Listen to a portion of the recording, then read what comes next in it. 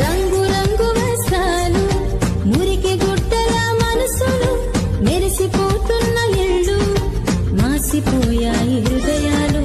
ఇంటి పైన నక్షత్రాలు, ఇంటిలో మద్యపానులు, వేరుకేమో క్రైస్తవులు, తీరు మారని జనులు.